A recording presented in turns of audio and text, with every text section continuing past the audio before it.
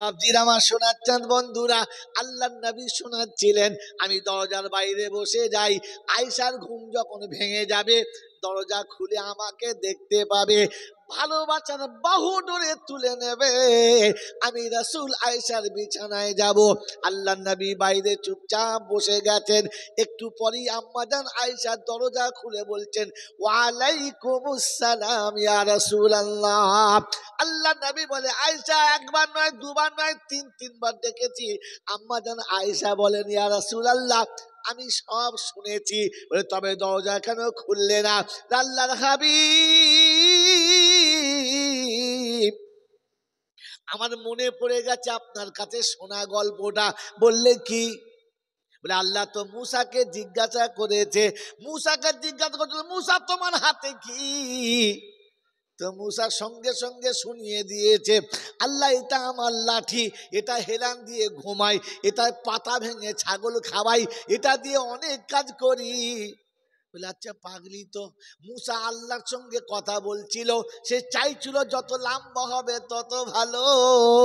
আম্মাজান আয়েশা বলেন, ইয়া রাসূলুল্লাহ আমি আল্লাহর সাথে কথা বলতে পারবো না, তবে আল্লাহর সঙ্গে যে দিদার করে এসেছে তার সঙ্গে কথা বলছি। আমিও চাচ্ছিলাম সালাম যত বেশি হবে আল্লাহর রহমত তত নাজিল হবে। আমি আল্লাহ রাসূল আপনার সালামের জবাব দিয়েছি আস্তে আস্তে, আমি জোরে আওয়াজ দিলাম না, কারণ আওয়াজটা জোরে হলে বন্ধ হয়ে যাবে, এজন্য আমিও চাচ্ছিলাম লম্বা হয়ে যাক। কি গো বাবাজিরা, আপনার আমার এরকম মনে হচ্ছে ইসলাম পছন্দ মনে হচ্ছে? ইসলাম পছন্দ মনে হচ্ছে না খালি হাত তোলাই মনে হয়েছে? হ্যাঁ, মুসলমানের ইসলাম যদি পছন্দ ছিল, সন্তু তোমার ছেলের নাম কি করে হলো? ওরে মুসলমান, ইসলাম তোমার যদি পছন্দ ছিল, ঝন্টু তোমার বাচ্চা কি করে নাম হলো? ছেলেটা তোমার আর জন্ম দিতে ঝন্টুর বাবা, হ্যাঁ না বলেন? তোমার না ধার করা? তোমার মুসলমান ইসলাম যদি পছন্দ ছিল, তোমার মেয়ের নাম টুম্পা কি করে হলো? কেন ফতেমা বললে কি মান ইজ্জত চলে গেল? রহিমা বললে বুঝতে পারে কেন মালটা আমাদের। তাই হিজড়ে রেখেছো টুম্পা, তু আর দেখা মিয়া। টুম্পা হলে ওরা বলবে হাফ আমাদের, এরা বলবে হাফ আমাদের। তোমার ইসলাম পছন্দ কোথায়? ইসলাম যদি পছন্দ ছিল, পটল মুসলমান তোমার ছেলের নাম কি করে হলো? তোমার ছেলের নাম কি করে পটল হলো, খেদা হলো? কেন আব্দুর রহিম কেন হলো না? আব্দুল সত্তার কেন হলো না? বলে, আমার নাম, আমার ছেলের নাম চাঁদু। মুসলমানের ছেলের নাম চাঁদু কি করে হলো? তার মানে ইসলাম পছন্দ ছিল না, শুধু কঞ্চির ডগটা ঝুড়ে রেখেছে, অসুবিধা হবে না। ছি ছি ছি ছি ছি ছি ছি। ইসলাম পছন্দ বললে কি করে? ইসলাম পছন্দ বললে কি করে বাবজি? ইসলাম যদি পছন্দ ছিল তো মুসলমানের ছেলে তোমার জামাটা কি করে খ্রিস্টানের মতো হলো? ওই আমার আল্লাহওয়ালা ভাইয়েরা, জ্ঞানীজনরা, শুধু মানুষেরা, 30 বছর নামাজ পড়ছি, বলেন নামাজ ইমামের সাথে হয় না ইমামের আগে হয়? জোরে বলেন। এই ইমামের পিছনে নামাজ যারা পড়ে ইমামের সাথে না ইমামের আগে? কথা বলেন এখানে এরা, হ্যাঁ বুঝে নেই নাকি? গাল দেবো? হ্যাঁ বাবজি বলেন, যখন আপনার নামাজ পড়েন সামনে ইমাম থাকে কি থাকে না?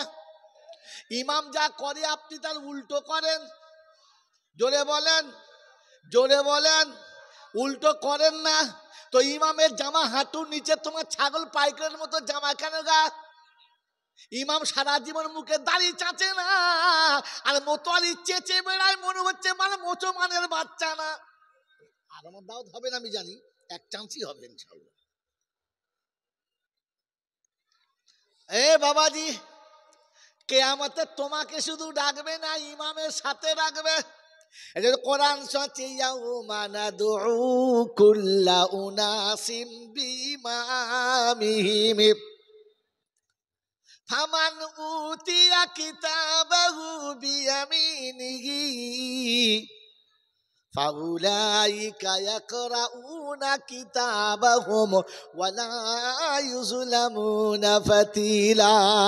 কোরআন শরীফের পারা নাম্বার 15, সূরার নাম সূরা বানী ইসরাঈল, আয়াত নাম্বার 71, 71 নম্বর আয়াত। আল্লাহ পাক বলেছেন ইয়াউমা নাদউ কুল্লা উনাসিম বিইমামিহিম। প্রতিটি মানুষকে কিয়ামতের ময়দানে ইমামের সঙ্গে রাখা হবে। ইমামের সঙ্গে যখন মিলাবে, ইমামের সঙ্গে মিল খেয়ে যখন যারা যাবে, ইমাম জান্নাতের বাগানে যাবে আর ইমামের পিছনে মুক্তাদিরা যাবে। ওই বাবাজিরা, সোনারা, লালীরা, ইমামের সঙ্গে মিল খায়, কথা বলে। ইমাম শীতের বেলা, এই ইমাম সাহেব শীতের বেলা তারাবির নামাজ যদি শীতের বেলা হয়, তাহলে ইফতার খুলে ইমাম 3টে বিড়ি খায়, হ্যাঁ না বলেন? আর মুক্তাদিরা কি খায়? পেশাবখানায় যাওয়া মুশকিল হয়ে যায়, মাগরিবের ইফতার খুলে ইফতারি খাওয়া বাদ দিয়ে ছুটে চলে গেছে 3 নম্বরে। ক নম্বরে বলো? 3 নম্বরে। এদিকে বিড়ি, ওদিকে বিড়ি, এদিকে বিড়ি থেকে পানি বেরোচ্ছে আর এদিকে উপর থেকে ধোঁয়া উড়ে যাচ্ছে। বাবাজি, ফেরেশতা চিন্তা করছে নিচে গরম পানি, উপরে আগুনের ধোঁয়া, ব্যাপার কি? মনে হচ্ছে মালগাড়ি যাচ্ছে। এই মাল ইমামের সঙ্গে মিল খায়, জোরে বলে বাবাজিরা, আমার আল্লাহওয়ালা ভাইরা। ইমাম নওজোয়ান যুবক ছেলে, চকচকে চেহারা, মনে যৌবন আছে, হ্যাঁ না বলেন? ওর তো সকাল আছে খেলা করার। বাবাজি, যখন আজান হয়, হাইয়া আলাস সালাত,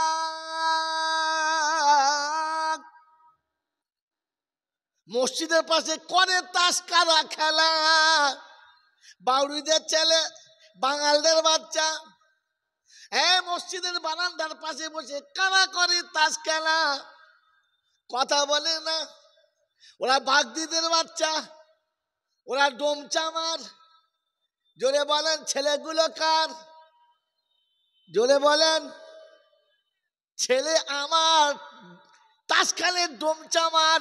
ওই মুসলমানের ছেলে সারা জীবন আজানের পর এমনি করে বসে বসে, মুসলমান তুমি দাবি করছো আল্লাহকে ভয় করো, ইসলাম পছন্দ করো, আজান হলে চার দোকানে বসে বসে বাদরামো মারো, ইসলাম পছন্দ করো, হাঁটুর উপরে কাপড় তুলে রাস্তার উপরে বসে থাকো, কোন লজ্জায় মুসলমান তুমি মুসলমান বলো?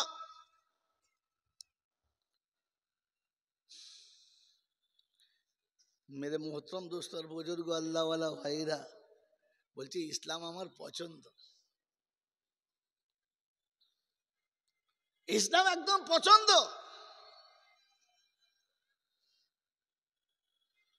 আল্লাহ পাক রব্বুল আলামিন বলেছেন, ওয়া মান ইয়াবতাগি গায়রাল ইসলামি দীনা ফালা ইউকবালা মিনহু। ইসলাম যদি তোমার পছন্দ না হয়, তাহলে শোনো, তুমি জীবনে যা করেছো সব বেকার, ওটাও আমার পছন্দ নয়। মনে মনে করছেন যাক, দু 4 দিন নামাজ টামাজ পড়েছি, জুমার দিন পড়েছি, ওই ফাঁকি ফুঁকি দিয়ে পালাবো, কায়দা নেই।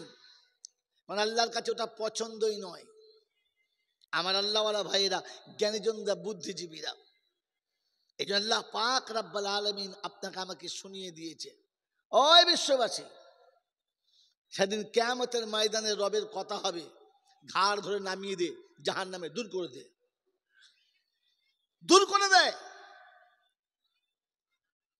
আপনার আমার পিতা, আপনার আমার আব্বা, সারা বিশ্বের যিনি পিতা, তিনি রবের কাছে কেঁদেছেন আর বলেছেন, আল্লাহ আমার বাচ্চা ভুল করেই ফেলবে, ওদের ভুল হবে, তো আপনি যদি একটা রাস্তা বলে দিতেন। তো আল্লাহ পাক শোনাচ্ছে, শোন, আমি রাস্তা বলে দিচ্ছি। আল্লাহ যে রাস্তা দিয়েছে, নব ইনশাআল্লাহ। জোরে বলেন, নব ইনশাআল্লাহ, নব। তো আল্লাহ পাক শুনিয়ে দিয়েছেন, কুল্লাহবিতু মিনহা জামিআ। বলেন, এই মানব জাতির প্রথম মানবের নাম কি? আদম। জোরে বলেন, আদম। এই আদম প্রথম ভুল করেছেন, হ্যাঁ না না? নিজে করেছেন না সাথে কেউ করিয়েছে? এই বাবা, তাড়াতাড়ি বলো। আদম যে ভুলটা করেছে, কার পাল্লায় পড়ে? কার পাল্লায় পড়ে? হাওয়ার পাল্লায় পড়ে। হাওয়াটা আদমের কে? জোরে বলে বিবি, জোরে বলে বিবি। অতএব বিবির পাল্লায় পড়েছে আর ভুল করে জান্নাত থেকে তাড়া খেয়ে চলে এসেছে। হ্যাঁ না না? কার পাল্লায় পড়ে? আমরা কার পাল্লায় পড়েছি?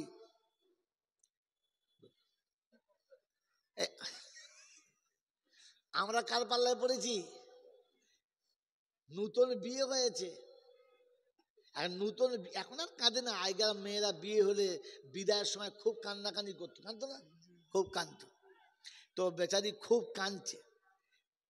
তো নতুন জামাই তাকিয়ে দেখেছে মেয়েটা খুব কাঁদছে, ও আপন মনে বেধড়ক কাঁদছে। তো বিয়ে বাড়ির লোকেরা বলছে জামাইটা পাগলা না কি রে, নিঃসন্দেহে পাগল হবে, কাঁদছে কেন? এত লোকে জিজ্ঞেস করছে কি হলো বাবা বলো, কি হয়েছে বলো, কোনো কথা বলে না, কেঁদেই যাচ্ছে। সবাই গিয়ে মেয়ের বাপকে বলছে এই তোর জামাই পাগল তো। অর্থাৎ পাগল, এমএ পাস। বলছে বিশ্বাস কর, গিয়ে দেখা। দেখে যে চোখের পানিতে বুক ভেসে যাচ্ছে। নতুন শ্বশুর কিছু বলতে পারে নাই। তো ছেলের বোনাইকে বলছে আচ্ছা বাবা জামাই তোমার শালা হয়, তুমি জিজ্ঞাসা করো কি হয়েছে। তো দুলা ভাই তখন লজ্জায় মাথা নিচু হয়ে গেছে, এসে বলছে ওই শালা হয়, শালা কাঁদছিস কেন? আমাকে বল কাঁদছিস কেন? বলছে দুলা ভাই দুঃখের কথা কি বলবো, ও কাঁদছে কেন? ও কাঁদছে কেন? বলছে শালা ও মা বাপ ছেড়ে যাচ্ছে তাই কাঁদছে, তুই কেন কাঁদছিস? আমি ওই দুঃখে কাঁদছি। ও মা বাপ ছেড়ে যাচ্ছে আর আমাকে ছাড়ার ব্যবস্থা করে যাচ্ছে, এবার আমাকে মা বাপ ছাড়াবে তাই আগে থেকে আমি কেঁদে নিচ্ছি। ও ছেড়ে যাচ্ছে কেঁদে আর আমাকে ছাড়াবে বলে কাঁদছি, আমি আগে থেকে কাঁদছি, এবার আমার ছাড়াবে। কি জি জোরে বলেন? ওই ওই কান্নার পানির পাল্লায় পড়ে মা ছেড়েছি, তো এই বাপ ছেড়েছি, ভাই বোন ছেড়েছি, তো সব ছেড়ে দিয়েছি। বলেন ঠিক করেছি না ভুল করেছি? কবি বড় সুন্দর সাজিয়েছেন কথাটা। আমি যা বুঝেছি আর যা ভেবেছি সবই হলো ভুল, সেই ভুলের মাঝে থেকে থেকে হারালাম দুকুল।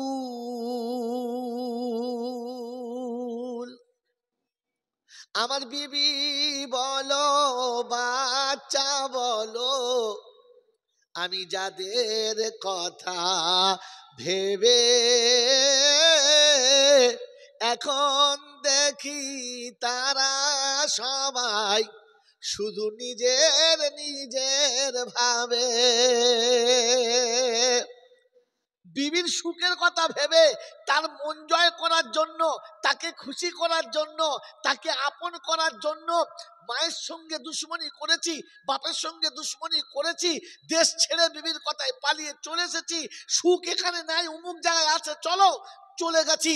ছেলের সুখের জন্য বাপের সম্পত্তি মেনে নিয়েছি, ভাই বোনের সম্পত্তি মেনে নিয়েছি, মায়ের পেটের ভাইয়ের সঙ্গে দুশ্মনী করেছি। এখন বুড়ো হয়ে তুমড়ে গেছি, বিবি বললে আমি দূরে আছি, ছেলে বলছে আমরা চলে যাচ্ছি। এখন আর ভাবে না বুড়োটার হবে কি, ভাবে? বলেন ভাবে? তো আমি যা ভেবেছিলাম ঠিক না ভুল? আমি যা ভেবেছিলাম সেটা ঠিক না ভুল? এখন তো মনে এসছে আমার ভুল, শুধরাবেন কি দিয়ে? এই ভুল আপনি করবেন। তাই বাপ আদম রবের কাছ থেকে দোয়া চেয়ে গেছে, আল্লাহ আমার বাচ্চাদের একটু বাঁচার রাস্তা বার করে দাও। তো কোরআন তফা ইম্মায়াতিয়ান্নাকুম মিন্নি হুদা ফামান তাবিয়া হুদায়া ফালা খাউফুন আলাইহিম ওয়ালা হুম ইয়াহজানুন। আদম তোর বাচ্চাদেরকে বলে দিবি আমার তরফ থেকে যখন হুদা যাবে, ওই হুদা যারা মেনে নেবে কবরে কোনো ভয় হবে না, হাসরে কোনো ভয় হবে না, হাসরে কোনো ভয় থাকবে না, মিজানে কোনো কোনো ভয় থাকবে না। আমি আল্লাহ শুনিয়ে দিচ্ছি, ফালা খাউফুন আলাইহিম ওয়ালা হুম ইয়াহজানুন, চিন্তার কোনো কারণ নেই। আমি আল্লাহ বলে দিয়েছি, ওই হুদা যাকে দেবে, ও মুসলমানের ছেলে, নদিয়ার বাবাজিরা, আমার চাপড়া এলাকার বুদ্ধিজীবীরা, ও সোনামণি মায়েরা বোনেরা, একবার রবের কাছে জিজ্ঞাসা করো, আয় মাওলাই হাকিম, হুদাটা আমাদের করে দিয়ে দাও, ঝামেলা চুকে যাবে, বেঁচে যাব। কোথায় পাবো, কার কাছে পাবো? তো কোরআন শুনিয়ে দিচ্ছি, হুয়াল্লাযী আরসালা রাসূলাহু বিল হুদা ওয়া দীনিল হাক্কি। ও মানব জাতি শুনে রাখো, আমি ওই হুদাটা পাঠিয়ে দিচ্ছি আমার বান্দার কাছে। আরসালা রাসূলাহু বিল হুদা ওয়া দীনিল হাক্কি, সত্য ধর্ম আর হুদাটা পাঠাচ্ছি। আল্লাহ কার কাছে পাঠিয়েছো, নামটা বলো। বলে মুহাম্মাদুর রাসূলুল্লাহ। পৃথিবীতে যত নবী এসেছে কারণ নামের পাশে রাসূল শব্দ লেখা নাই, কিন্তু আল্লাহ পাক তার হাবিবের নামটা দিলেন, পাশে রাসূল শব্দ লিখিয়ে দিলেন, আর বললেন মুহাম্মাদুর রাসূলুল্লাহ। মুহাম্মাদুর রাসূলুল্লাহর কাছে যেটা দিচ্ছি ওটাই হুদা, যেটা দিচ্ছি ওটাই সঠিক দিন। আল্লাহ পাক ইন্নাদ-দীনা ইনদাল্লাহিল ইসলাম, আমার কাছে যদি ধর্ম বলে কিছু থাকে, আমি কোনো ধর্মকে যদি প্রাধান্য দিয়ে থাকি, কোনো ধার্মিক যদি আমার কাছে বিজয়ী হতে চায়, তো আমি আল্লাহ শুনে ইসলাম মাননেওয়ালা বিজয়ী হবে। ইসলাম যার কাছে থাকবে না, ও যত যাই নিয়ে আসুক না কেন, আমি আল্লাহ আমার কাছে কোনো কানা করি পাবে না। কি বলেন জি? বলেন বলেন।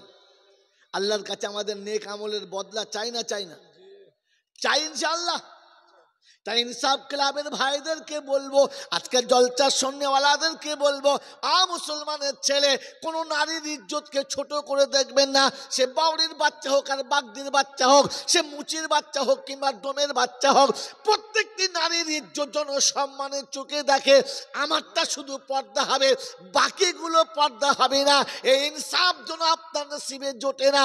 এটা কোরআন আপনার সামনে শুনিয়ে দিয়েছি, বিশ্ববাসী শুনে রাখো, রাসূল আপনাকে শুনিয়েছে, ইসলাম আপনাকে শুনিয়েছে, কাউকে কোনোদিন ছোট করা যাবে না।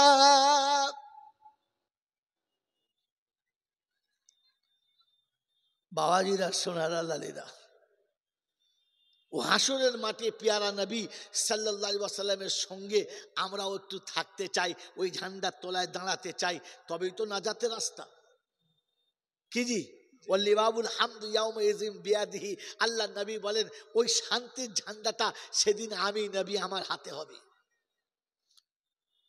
বলেন, আমি আর আপনি ওই ঝান্ডার তলায় দাঁড়াবার ইচ্ছা রাখি ইনশাআল্লাহ? রাখি তো। কোরআন শোনাচ্ছি, ওয়াল্লাযীনা মাহু আশিদ্দাউ আলাল কুফফার রুহামাউ বাইনাহুম তারাহুম রুকআন সুজ্জাদাই ইয়াবতাগুনা ফাদলাম মিনাল্লাহি ওয়া রিদওয়ানা।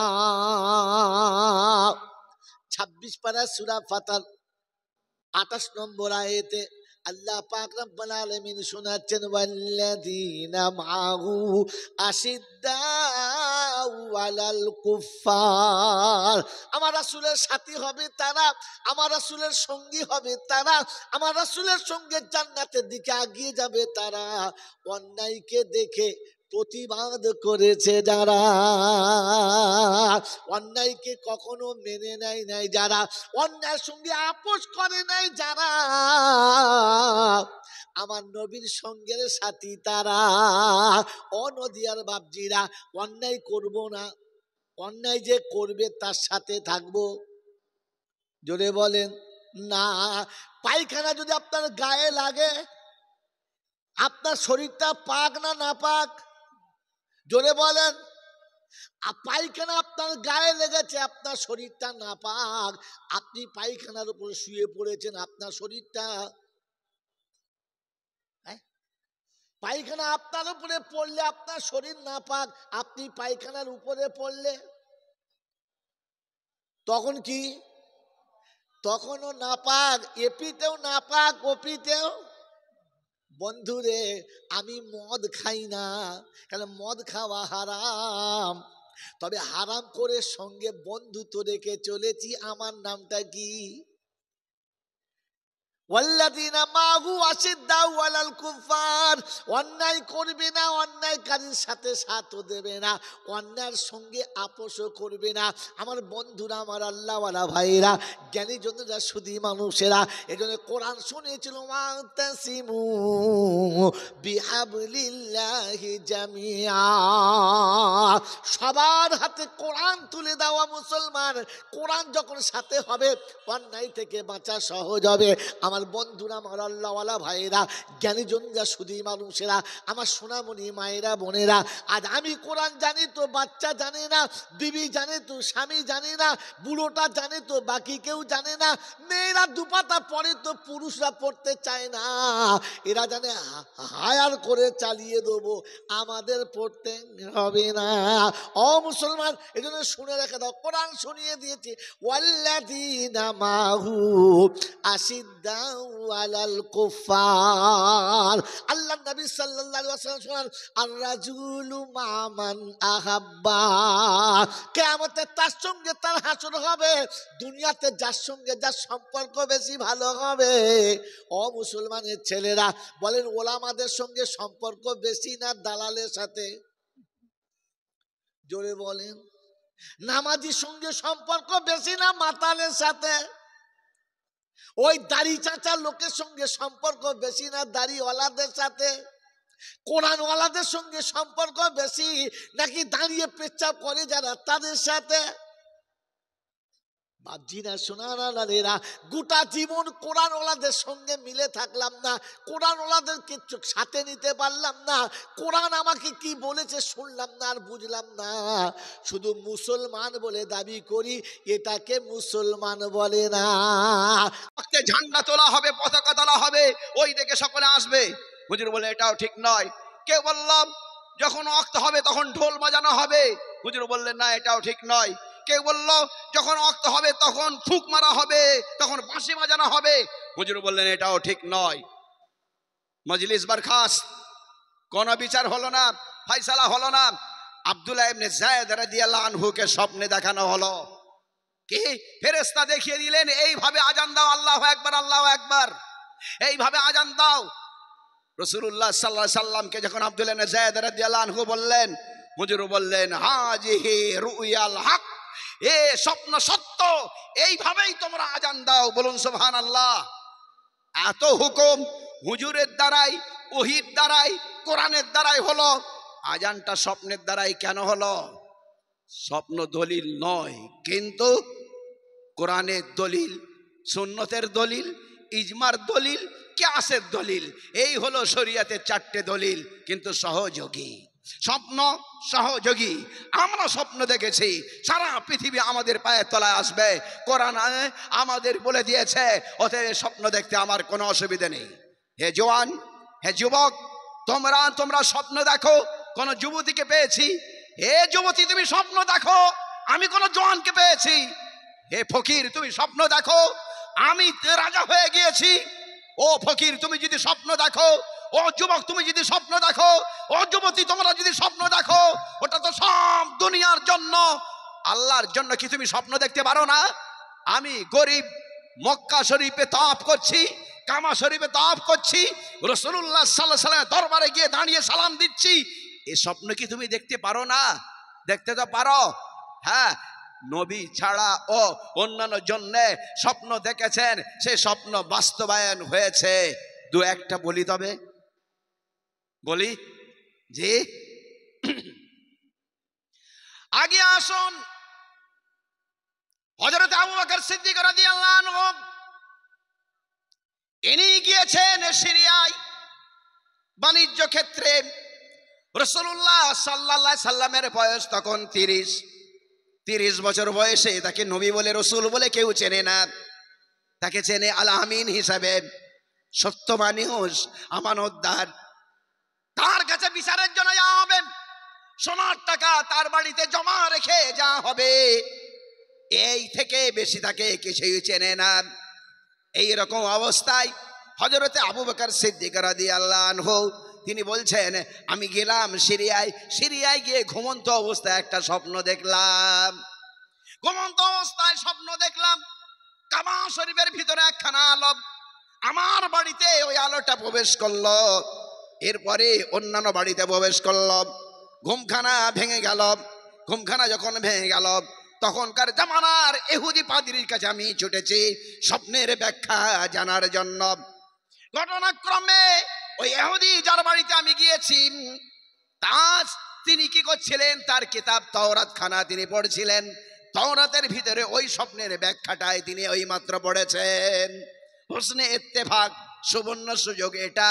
হযরতে আবু বকর গিয়ে বলছেন আমি দেখলাম একখানা আলো আমার বাড়িতে, কাবা শরীফ অন্যান্য বাড়িতে, এর কি কোনো অর্থ হয়? ওই পাদ্রী মহাশয় বলছেন অর্থ তো হয়, বলবো, আপনি আগে কসম খেয়ে বলুন 10 বছর আমি কাউকে বলবো না। আবু বকর বললেন হ্যাঁ ঠিক আছে, কাউকে বলবো না, বলুন এই স্বপ্ন কি? পাদ্রী মহাশয় বললেন আপনাদের গ্রামে মোহাম্মদ বলে কেউ আছেন? বলে হ্যাঁ।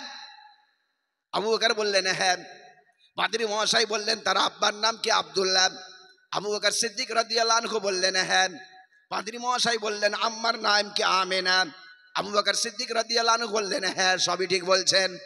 পাদ্রী মহাশয় বললেন আপনি আপনার নাম বলেননি, আমি বলে দিচ্ছি আপনার নাম হলো আবু বকর।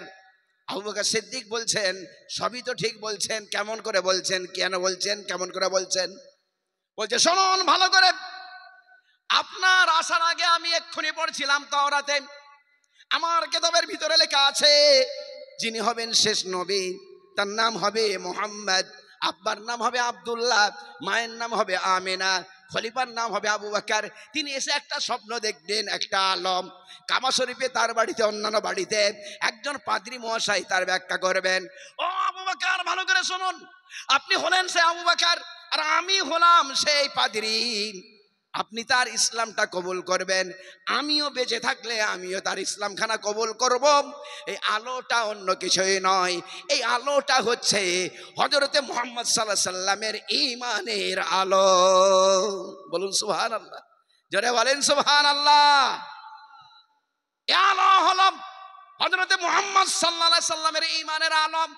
কাবা শরীফে মানে তিনি এসে গিয়েছেন মক্কায়, আপনার বাড়িতে মানে হলো আপনি তার ইসলামকে কবুল করবেন সর্বপ্রথম। অন্যান্য বাড়িতে ঢুকছে এর মানে হলো গোটা আরব ভূখণ্ডে ইসলামের আলোয় আলোকিত হয়ে যাবে। যেখানকার স্বপ্ন সেখানে রেখে দিয়ে চলে যান। বিগত আগামী 10 বছর কাউকে আপনি বলবেন না, আগামী 10 বছর চুপচাপ থাকবেন, কাউকে বলবেন না। আমি যদি বেঁচে থাকি আমিও তার ইসলামকে কবুল করব।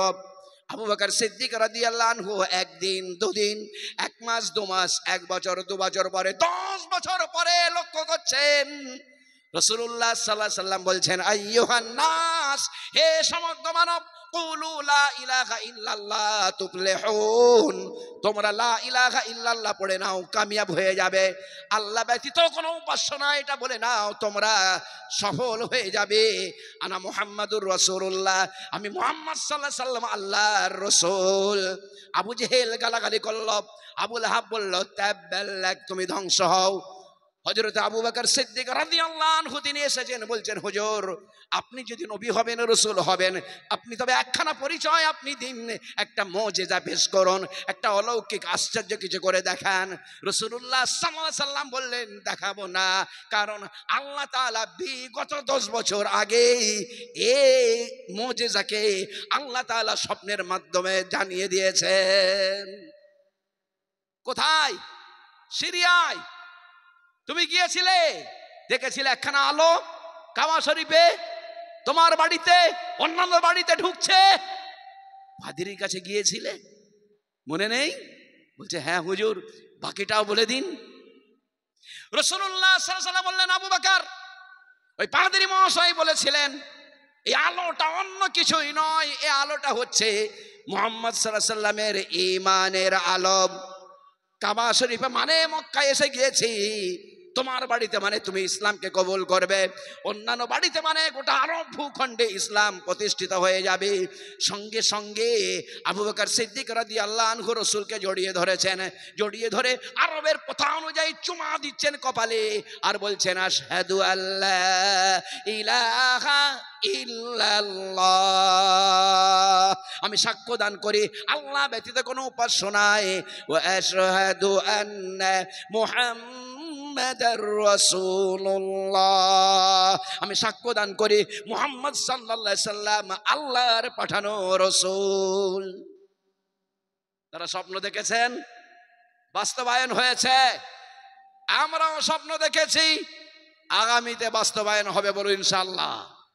কোন তো জাতি ঘুমিয়ে আছে, জাগাচ্ছে ওরা জমি করার আন্দোলনে। আমরা জমি ছাড়বো না, জীবন দিতে রাজি আছি। এই বাক্য যখন আমরা বলবো, আগামীতে সারা দুনিয়াকে গ্রাস করে নেবো, বলো ইনশাআল্লাহ। হযরত ওমর রাদিয়াল্লাহু আনহু তিনিও স্বপ্ন দেখেছেন, বুখারী শরীফে আছে।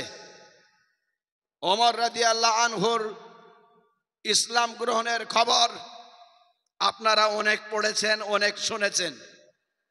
সেই রাতে মুস্তাফা বিশ্ব নবী হযরত মুহাম্মদ সাল্লাল্লাহু আলাইহি সাল্লামের জীবনীতে ওমর রাদিয়াল্লাহু আনহুর ইসলাম গ্রহণের অনেক লম্বা চওড়া ঘটনা লেখা আছে।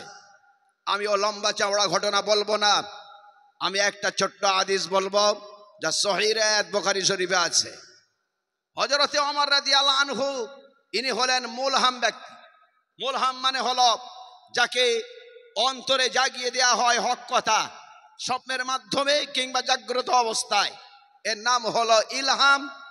আর যাকে করা হয় তার নাম হলো মুলহাম। রাসূলুল্লাহ সাল্লাল্লাহু আলাইহি সাল্লাম পরামর্শ করেছেন কি করা হবে, বিভিন্ন সাহাবী বিভিন্ন মত দান করেছেন, কিন্তু ওমর রাদিয়াল্লাহু আনহুর বিরুদ্ধে হুজুর সাল্লাল্লাহু আলাইহি সাল্লাম সে ফয়সালা করেছেন। ওমর রাদিয়াল্লাহু আনহুর পক্ষে আল্লাহ তাআলা আয়াত অবতীর্ণ করেছেন। একখানা নয়, দুখানা নয়, বুখারী শরীফে কয়েকটা জায়গায় 4-5টা আছে, আর অন্যান্য জায়গায় দেখলাম প্রায় 18টা আয়াত আছে। ওটা বললাম 18টা ঘটনা আছে, 18টা আয়াত আছে। ওমর রাদিয়াল্লাহু আনহু বলেছেন এটা করুন, আল্লাহ তাআলা সেই রকম আয়াত অবতীর্ণ করেছেন।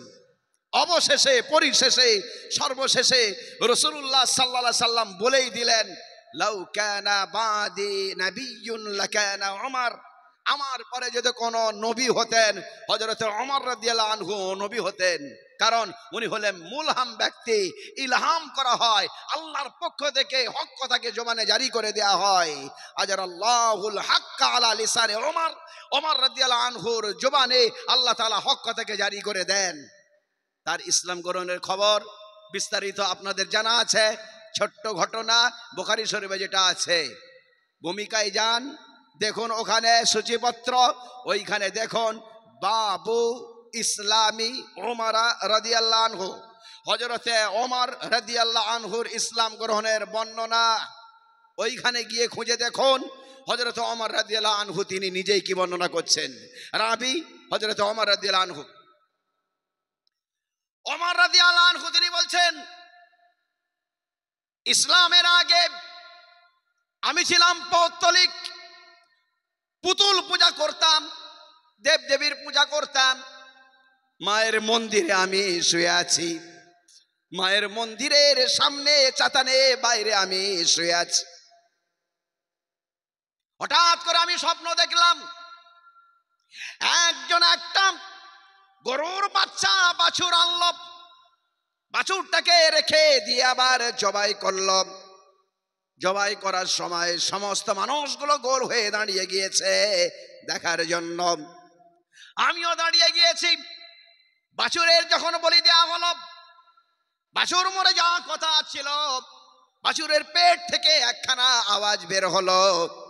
বুখারী শরীফে লেখা রয়েছে, ইয়া জালি আমরুন নাজি রাজুলুন ফাসি ইয়াকুলু লা ইলাহা ইল্লাল্লাহ। হে বলিদাতা, শোনো মুক্তির কথা।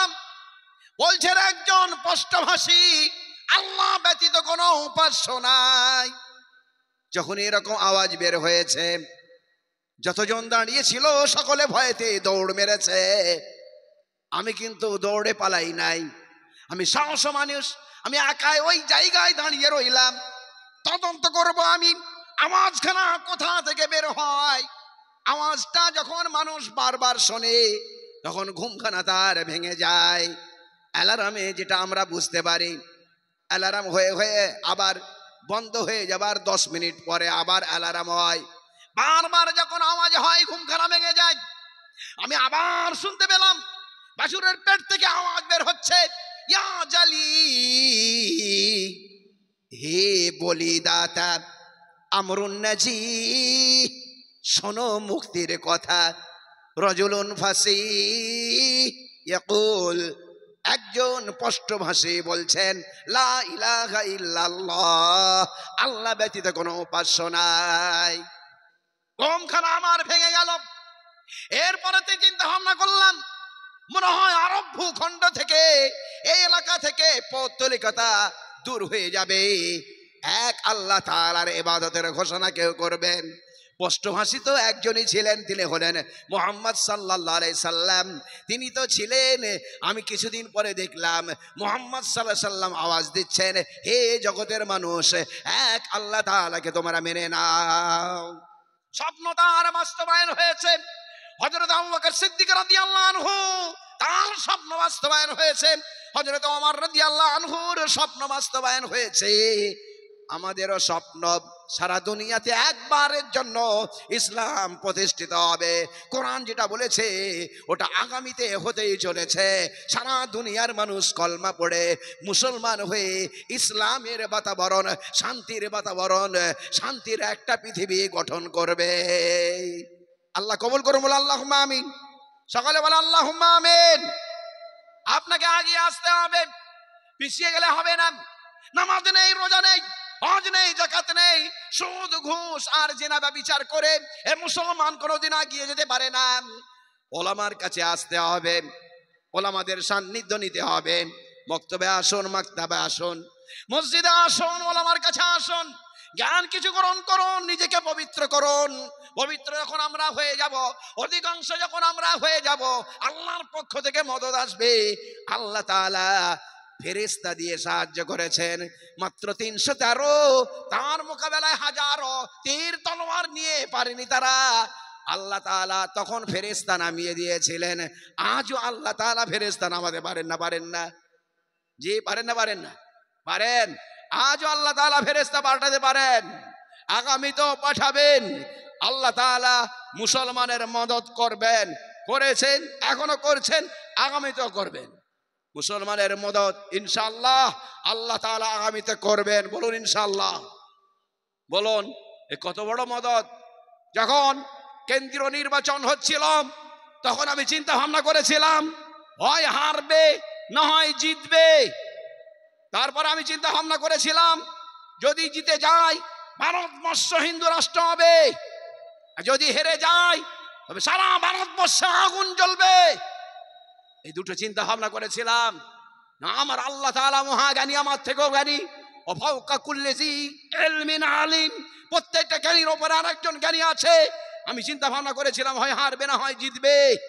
যদি হারে তবে সারা ভারতবর্ষে মুসলমানের আগুনে হোলি খেলা হবে, মুসলমানের রক্তে হোলি খেলা হবে।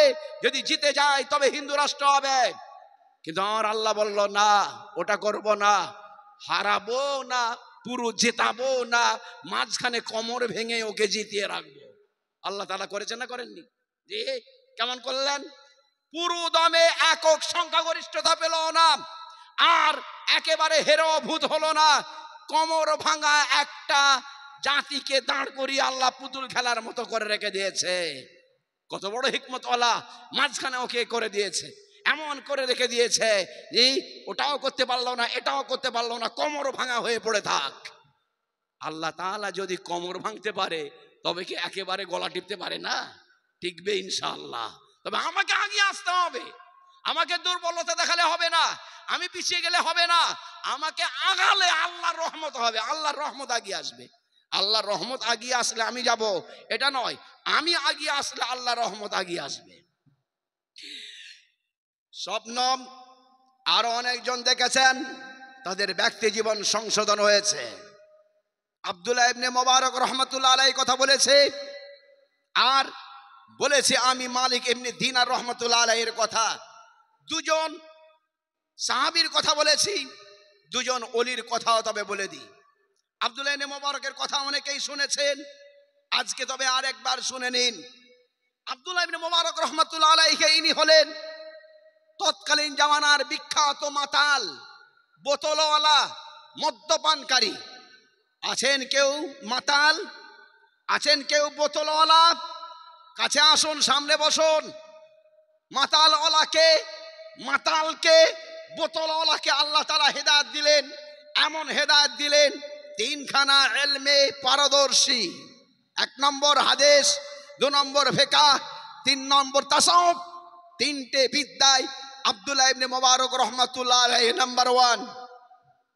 হযরতে বুখারী রহমাতুল্লাহ আলাইহির ওস্তাদ, বুখারী শরীফের সনদে তার নামটা আছে। তিনি মাতাল ছিলেন, বুখারীর সনদে তার নাম। জি হ্যাঁ, যখন নাম এসে তখন মাতাল নয়, তখন তিনি ওলি, মুফতি এবং বিরাট বড় তিনি মুহাদ্দিস, কিন্তু আগে ছিলেন তিনি মাতাল। কেন তার ওই কালো জীবনটা বর্ণনা করা হবে? যাতে করে এই সাধারণ লোক, সাধারণ বাচ্চারা, তারা যদি ভুল পথে চলে, তারা যেন নিজেদের জীবনটাকে পরিবর্তনে আনতে পারে। এই জন্যই তাদেরকে বলা হবে যে তোমার গিয়ার ফেল করেছে, এবার তোমার ব্রেকটা লাগাও। এই জন্য তাদেরকে বলা হবে যে তোমার গাড়িটা, জীবন গাড়িটার উপরে গিয়ার ফেল করাটাকে ব্রেক কষো। এই জন্যই বলা হবে, অন্য কিছু নয়। মানুষ যেন ভালো হয়, এই জন্য বলা হবে। আব্দুল্লাহ ইবনে মুবারক রহমাতুল্লাহ আলাইহি বিখ্যাত মাতাল। তার আপেলের বাগান ছিল, আপেলগুলো পেকেছে, লাল লাল হয়েছে, ঝুলছে। চাঁদনির রাত, জ্যোৎস্না ছড়িয়ে পড়েছে। পূর্ণিমার রাত্রি বেসাই করে বন্ধুদেরকে বলেছে, আসো আজকে আমার বাগানে মাল পান করা হবে। শুধুই মাল নয়, আরেকটা মাল, তার নাম হলো লেডিস। সেখানে লেডিসরাও আসবে, তারা নাচবে, গাইবে, নর্তকী। তাদের পায়েতে কিছু আমরা টাকা দেব, তারা নাচবে, গাইবে, আমরা পান করব আর নাচ দেখব। পূর্ণিমার রাত্রি একটা উদযাপন করব। কোথায়? আপেলের বাগানে, দক্ষিণে হাওয়া আর জ্যোৎস্না রাত্রে নর্তকী গাইছে আর মাল পান করছে, সকলে রুকে রুকে। আব্দুল্লাহ ইবনে মুবারক বলছেন, আমি কিন্তু রুকিনি, আমি কিন্তু একেবারে লাগামহীন পান করছি। পান করতে করতে যখন আমি বেহুশ হয়ে পড়ে গেলাম, তখন ওরা পালিয়ে গেল, নর্তকীও চলে গেল। তখন আমি স্বপ্ন দেখলাম, আমার কাছে একটা পাখি আসলো, আমার দিকে লক্ষ্য করে একখানা আয়াত পড়ন করলাম, আয়াত পাঠ করলাম। আলাম ইয়ানি লিল্লাযিনা আমানু আন তাখশা কুলুবুহুম লিযিকরিল্লাহ। আল্লাহকে স্মরণ করার জন্য মুসলমানদের অন্তর নরম হবার কি এখনো সময় হলো না? হে মুসলমান, আল্লাহকে স্মরণ করার জন্য এখনো কি তোমার অন্তরখানা নরম হবে না? স্বপ্নের কথা কিছুই মনে নেই, বেলা হয়ে গিয়েছে, যখন গালে রোদ পড়ছে, ঘুমখানা ভাঙল। স্বপ্নের কথা কিছু মনে নেই, নর্তকী নেই, পালিয়ে গেছে, বন্ধু নেই, পালিয়ে গেছে। একটা একতারা পড়েছিল, ওই একতারা বাজনাটা আমি বগলে দাবিয়েছি, টুং টুং করে বাজাবো বলে যখন চেষ্টা করলাম, বাজলো না। মনে করলাম তার কোনো গন্ডগোল আছে, এই জন্য তারটাকে আমি টাইট দিলাম। দ্বিতীয়বার আবার চেষ্টা করলাম, তবুও বাজলো না। তৃতীয়বার যখন চেষ্টা বিফলে হলো, তখন আমি তাকে ভেঙে ফেলে দিলাম। দেখলাম কি, গায়েবী একখানা আওয়াজ পেয়েছি। যে স্বপ্নে দেখেছিলাম পড়ছিল পাখি, ওটা এখন কানে কানে শুনতে পাচ্ছি, গায়েবী আওয়াজ আসছে। আলাম ইয়ানি লিল্লাযিনা আমানু আন তাখশা কুলুবুহুম লিযিকরিল্লাহ। আল্লাহর জিকিরের জন্য মুসলমানদের অন্তর নরম হবার কি এখনো সময় হলো না? এবারে কানেও শুনতে পাই, চোখেও দেখেছি, তওবা করলাম। তখনকার জামানার বিখ্যাত ইমাম ছিলেন ইমামে আজম। ইমামে আজম আবু হানিফা রহমাতুল্লাহ আলাইহির বাড়িতে গেলাম। সেখানে গিয়ে আমি তার কাছে সব কথা বললাম। উনি বললেন, বাবা তওবা করো। আমি তখন তওবা করলাম, পড়াশোনা করলাম, হাদিস পড়লাম, পড়াশোনা করলাম, ফিকহ পড়লাম, পড়াশোনা করলাম, তাসাউফ পড়লাম। আজকে আমি এখন বিখ্যাত মুহাদ্দিস হয়ে গেলাম, ইমামে বুখারীর ওস্তাদ হয়ে গেলাম, বিখ্যাত আমি আল্লাহ তাআলার ওলি হয়ে গেলাম। কেমন করে হয়? কেমন করে সম্ভব হলো? নিজেদের পরিবর্তন তারা এনেছিলেন। আল্লাহ জোর করে কাউকে হেদায়েত দেবেন না। আমি চাইলে আল্লাহ তাআলা হেদায়েত দেবেন, নিশ্চয় আল্লাহর হাতে আছে হেদায়েত, কিন্তু আমি না চাইলে আল্লাহ হেদায়েত দেবেন না। ইন্নাকা লা তাহদি মান আহবাবতা ওয়ালাকিন্নাল্লাহু ইয়াহদি মান ইয়াশা। হে রাসূল, আপনি যাকে চাইবেন তাকে হেদায়েত দিতে পারেন না, আল্লাহ তাআলা যাকে চান তাকে হেদায়েত দান করেন। আবার আল্লাহ তাআলা এটাও বলছেন, আমি যাকে চাই তাকে হেদায়েত দেই, কিন্তু ইন্নাল্লাহা লা ইউগাইয়িরু মা বিকওমিন হাত্তা ইউগাইয়িরু মা বিআনফুসিহিম। মানুষ যতক্ষণ না পর্যন্ত নিজের পরিবর্তন না আনে, আল্লাহ তাআলা তার পরিবর্তন করান না। ভালো করে লক্ষ্য করুন, এক জায়গায় আল্লাহ বলছেন আমি চাইলে হেদায়েত দেব, আবার এক জায়গায় বলছে মানুষ না চাইলে হেদায়েত দেব না। এর মানে হলো ওটাই, আগে তুমি এক হাত আগিয়ে আসো, আমি আল্লাহ তাআলা তোমার দিকে 2 হাত আগিয়ে যাব। আগে তুমি আসো হেঁটে হেঁটে, আমি আল্লাহ তাআলা তোমার দিকে দৌড়ে দৌড়ে যাব। আগে তোমাকে আসতে হবে। আমি তোমাকে নিরাপত্তা দিয়েছি, আমি তোমাকে স্বাধীনতা দিয়েছি, তোমাকে আমি এই অধিকার দিয়েছি, তুমি তবে এটাকে মেনে নাও, এটা করে দেখাও, তবে আমি আল্লাহ তাআলা এইভাবে তোমার সহযোগিতা করব। আসুন আরেকজনের স্বপ্নের কথা, আরেকজন ওলির কথা বলি। মালিক ইবনে দিনার, তিনি হলেন বিখ্যাত একজন আল্লাহর ওলি। তাজকিরাতুল আউলিয়াতে তার ঘটনা লেখা আছে। মালিক মানে আপনারা জানেন, দিনার মানে হলো সোনার টাকা, বহু টাকার মালিক। এই মানুষটা তিনি বলছেন কি, তিনি এক জায়গায় জীবনের পরিবর্তনের পরেতে তার নামে এলান হয়ে গিয়েছে, এই জায়গায় তিনি বক্তব্য করতে আসছেন। সব লোক জমা হয়ে গিয়েছে, সাজো সাজো রব, কি মালিক ইবনে দিনার এই জায়গায় বক্তব্য করতে আসছেন। উনি যখন উঠছেন, মালিক ইবনে দিনারের সঙ্গে একজন মাল খেত নিচে বসে আছে। সে তখন বলছে, এই মালিক, তুই আবার কবে ভালো হলি রে? লোকেরা বলছে, হাই দেখো, আমাদের প্রধান বক্তাকে বলছে কি আমাদের 5 যে মাল খায়, সে বলছে এই মালিক তুই আবার কবে ভালো হলি? আর আমাদের প্রধান বক্তা তিনিও কিছু বলছেন না, চুপ করে আছেন। উনি বলছেন, হ্যাঁ আল্লাহ তাআলা আমাকে হেদায়েত দিয়েছে। তুমি তো মাতাল ছিলে। বলে, হ্যাঁ আমি আগে মাতাল ছিলাম। কেমন করে তুমি আজকে আল্লাহর ওলি হলে? বলে, ও ঘটনায় আমি বলবো। মালিক ইবনে দিনার নিজের ঘটনা নিজেই বর্ণনা করছেন। উনি বলছেন, যখন সকল মানুষ নামাজ পড়ে সেই সময় আমার মাল খেতে বেশি মজা লাগে। সকলে চলেছে লাইলাতুল কদরে ইবাদত করার জন্য। রমজানের 27 তারিখ খতমে কোরআন হচ্ছে মসজিদে মসজিদে, দোয়া হচ্ছে, নামাজ হচ্ছে। লাইলাতুল কদরে খায়রুম মিন আলফি শাহর, এই রাত্রিটা 1000 মাস অপেক্ষা উত্তম। সকলেই চলেছে মসজিদে, কিন্তু আমার অন্তরটা চাই এই দিনে মাল খেলে বেশি মজা লাগে। এই জন্য আমি গিয়েছি কোথায়? মদ্যপান করার জন্য মালের দোকানে। মালের দোকানওয়ালাও বন্ধ করে দিয়েছে। আমি তাদেরকে তুললাম, তারা বলল হবে না। আমি বললাম দাও, আমি পুরাতন খদ্দের, না দিলে কিন্তু দিনের বেলা অসুবিধা করে দেব। ওরা তখন ভয়ে ভয়ে বলল, হ্যাঁ দেব, কিন্তু একটা শর্ত হলো, এখানে তুমি পান করবে না, রাস্তায় পান করবে না, বাড়িতে গিয়ে পান করবে।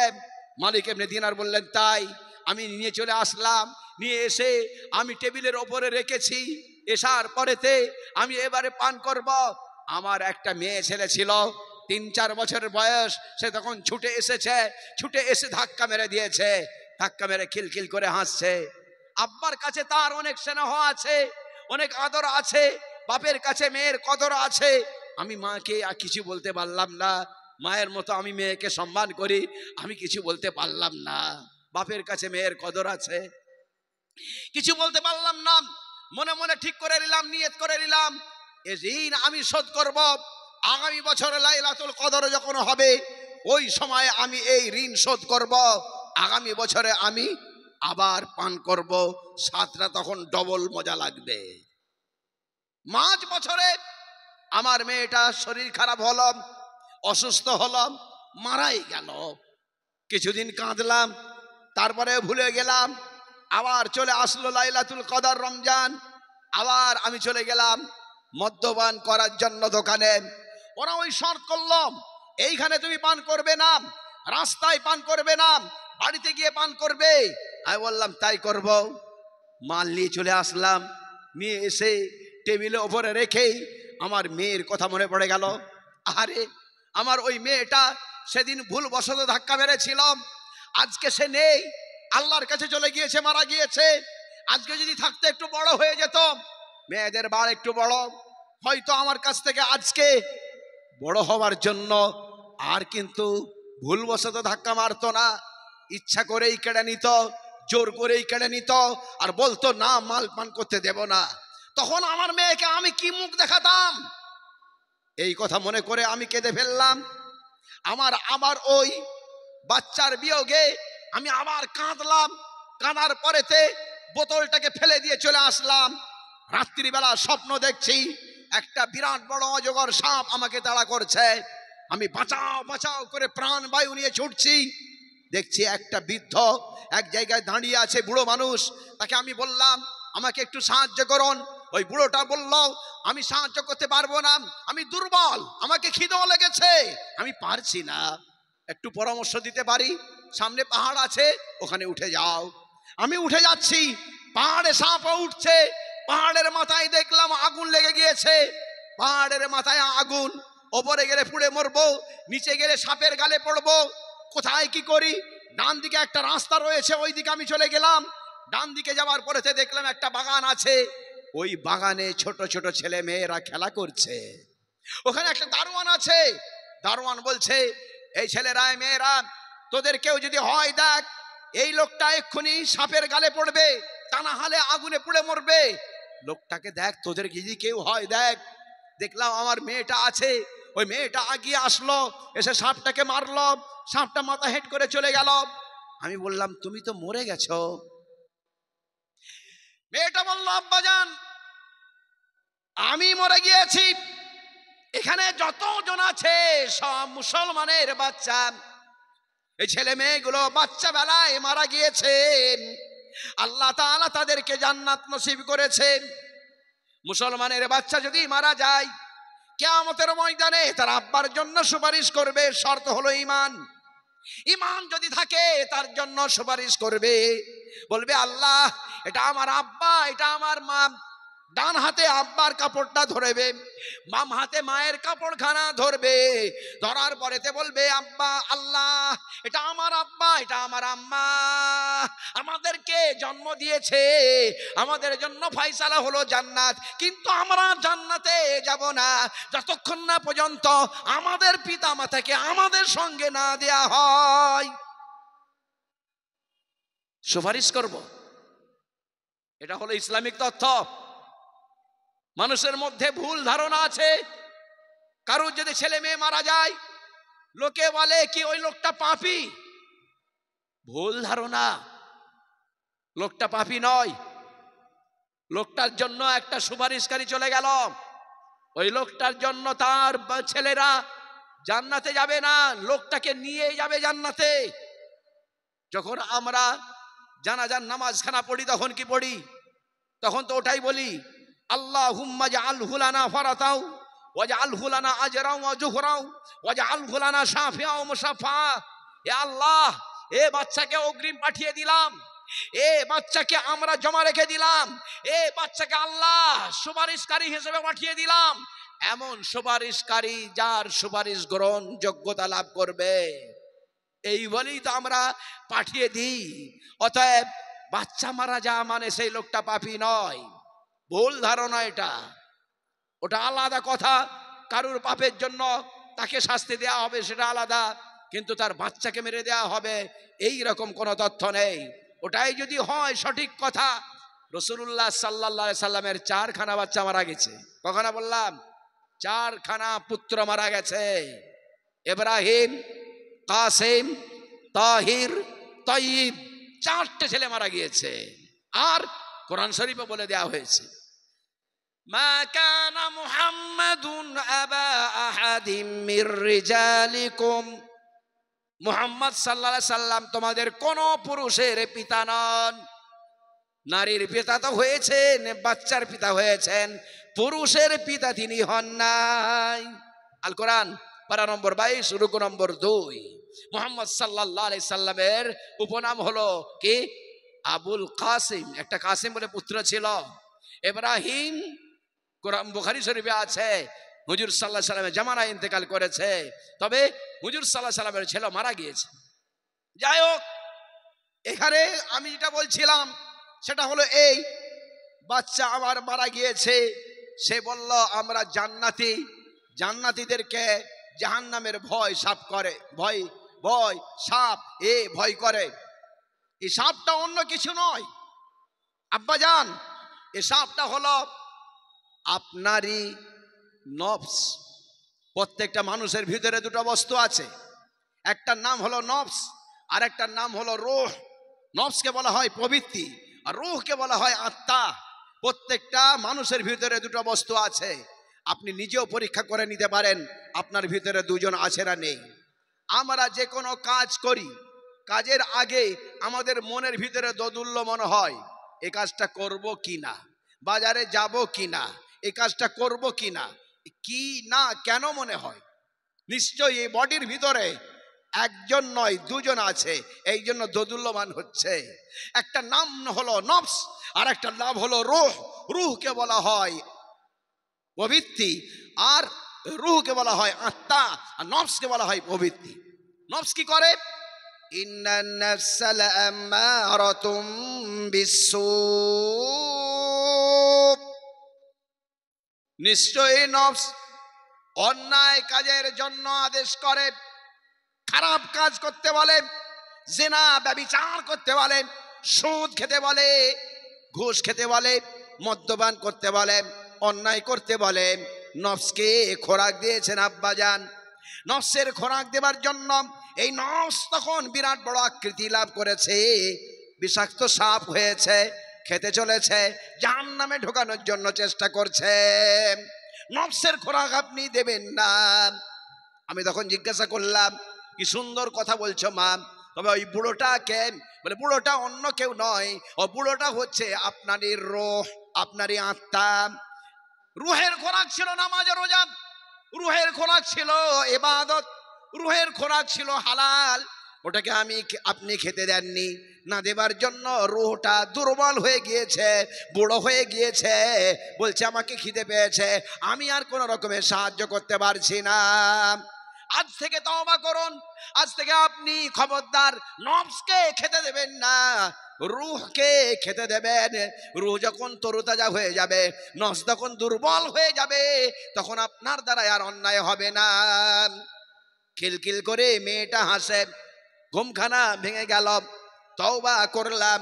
তওবা করার পরেতে আমি নফসের খোরাক আর দিলাম না, সুদ আর দিলাম না, ঘুষ আর দিলাম না, পণ আর দিলাম না, জিনা ব্যভিচারের কাছে গেলাম না, মদ্যপান আমি করলাম না। আমি তওবা করে দিলাম, রুহের খোরাক দিতে আরম্ভ করলাম, আত্মার খোরাক আমি দিতে করলাম। ওলামাদের কাছে গেলাম, ইমামদের কাছে আসলাম, মসজিদে আসলাম, মাদ্রাসায় আসলাম, লেখাপড়া করলাম। এরকম করতে করতে বিখ্যাত মাতাল থেকে আজকে আমি মালিক ইবনে দিনার আল্লাহর ওলি হয়ে গিয়েছি। সুবহানাল্লাহ। তবে কেন আমি হতে পারবো না? আমিও পরিবর্তন আনি, আমিও জীবনের ভিতরে পরিবর্তন আনি। আমিও যদি জীবনের ভিতরে পরিবর্তন আনি, আমারও একদিন কি হবে, আমার জীবনটাও একটা ভালো জায়গায় পৌঁছে যাবে। আর আমি যদি পরিবর্তন না আনি, তবে কিন্তু আমার জীবনের ভিতরে কোনো রকম পরিবর্তন যদি না আসে, তবে কিন্তু কিছু করার নেই। বলছে হুজুর পরিবর্তন তো এসেছে, আগে শুধু নামাজ পড়তাম, এখন তো আমরা সুদখোর নামাজি হয়েছি। পরিবর্তন হলো না? ভালো থেকে খারাপ এটার নাম পরিবর্তন, না খারাপ থেকে ভালো এটা পরিবর্তন? কোনটা পরিবর্তন বলবেন? খারাপ থেকে ভালো না ভালো থেকে খারাপ? খারাপ থেকে ভালো। একজন বলছে আমরা তো ভালো, আমাদের পরিবর্তন হলো ভালো থেকে খারাপ হয়। দেখেছেন কিরকম বদমাশি কথা? আমরা তো ভালো, আমাদের পরিবর্তন কেমন করে হবে? আমাদের পরিবর্তন হলো কি ভালো থেকে খারাপ হওয়া। আমি বললাম না, আপনার এটা হলো দুর্বলতা, আপনিও পরিবর্তন হতে পারেন। বলে কেমন করে? ভালো থেকে তো পরিবর্তন হলে খারাপ হতে হবে। আমি বললাম ভালো থেকে পরিবর্তন হলো আরো ভালো। ভালো থেকে পরিবর্তন কি নাম? আরো ভালো। একটা হলো খারাপ কাবি, আর একটা হলো হাসান ভালো, আর একটা হলো আহসান আরো ভালো। দেখুন কবি, হাসান, আহসান এসব শব্দ আমাদের আরবিতে আছে। খারাপ থেকে ভালো, ভালোর পরিবর্তন হলো আরো ভালো, আরো ভালোর পরিবর্তন হলো আরো ভালো। এই আরো ভালোর নাম হলো পরিবর্তন।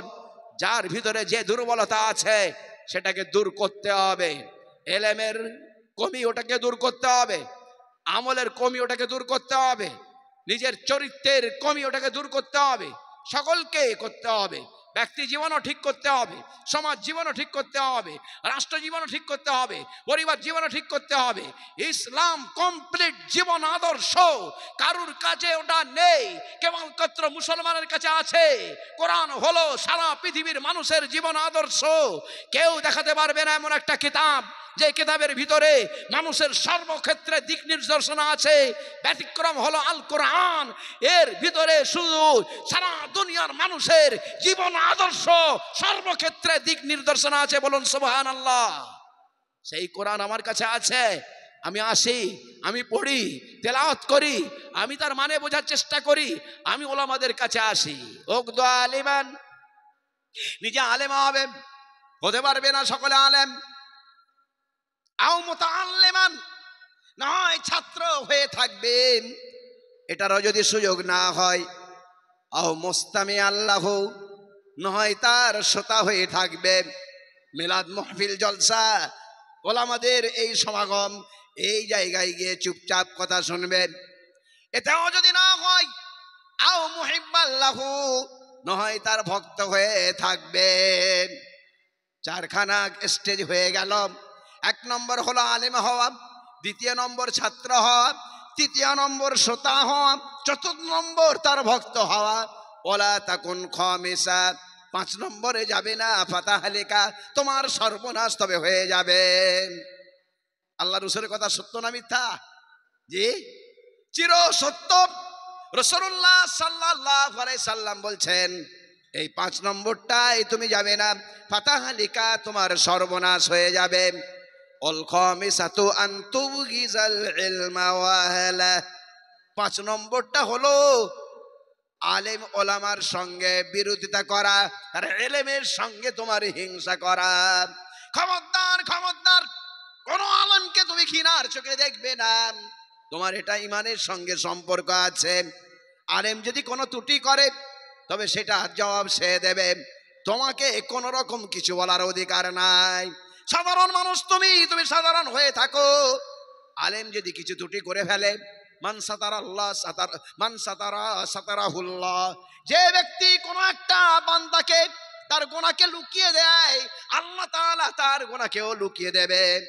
একজন ভাই আর একজন ভাইয়ের অন্যায় দেখলো, সেটাকে গোপন করে দিল, আল্লাহ তাআলা বলেন আমি তার সব গুনাহকে গোপন করে দেব। কত সুন্দর কথা। আলেম তবে ভুল করবে, আমি তবে তাকে সমর্থন করব। ভুলের সমর্থন নয়, আলেমের ভালোবাসা থাকবে। কোরআন শরীফ আছে, বাড়িতে কোরআন শরীফ আছে। উই পোকা লেগেছে, কি করবেন বলেন? লাথি মারবেন? কোরআন শরীফ রেখে দিয়েছিলেন, উই পোকা লেগে কুরে কুরে খেয়ে দিয়েছে, লাথি মারবেন কি? জিজ্ঞাসা আমার।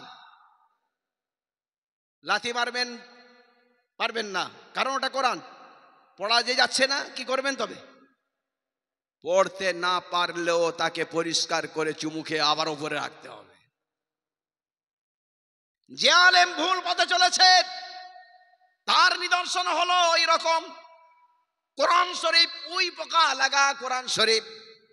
পড়া যায় না বলে লাথি মেরে ফেলে যায় না, পড়া যায় না তবুও তাকে পরিষ্কার করে চুমু খেয়ে আবার রাখা হয়। ওই রকমই কোন আলেমের যদি কিছু ত্রুটি হয়ে যায় তবে ওই ত্রুটিটা নেওয়া হবে না, কিন্তু তার সঙ্গে ভক্তি ভালোবাসা রাখা হবে। কথা বুঝে আসলো? জি, কথা বুঝে আসলো? এইরকম আমরা করবো বলে ইনশাআল্লাহ। আলেমও কেমন করে চলবে সেটাও একটুখানি বলে দিই। ইমাম আজম আবু হানিফা রহমাতুল্লাহ আলাইহি তিনি বলছেন, রাত্রির বেলা বের হলাম, পানি হয়েছে দেখলাম, একটা মাতাল দেখছি এদিক ওদিক পা ফেলছে। আমি তখন বললাম, মাতাল রে, পা সামাল পড়ে যাবি। ও তখন বলল, হুজুর আমি পড়ে গেলে কেবল আমি পড়বো, আপনি যেন পড়ে যাবেন না, আপনি পড়ে গেলে গোটা উম্মতটাই পড়ে যাবে। আমাকে শিক্ষা দিল, জ্ঞানের কথা বলল। হতে পারে ও মাতাল, হতে পারে বেতাল, হতে পারে ও বোতলওয়ালা, কিন্তু আমাকে জ্ঞানের কথা বলেছে। আমি বলেছি শরীর খানা পড়ে যাওয়া, কিন্তু ও বলেছে কি জ্ঞান থেকে আদর্শ থেকে পড়ে যাওয়া।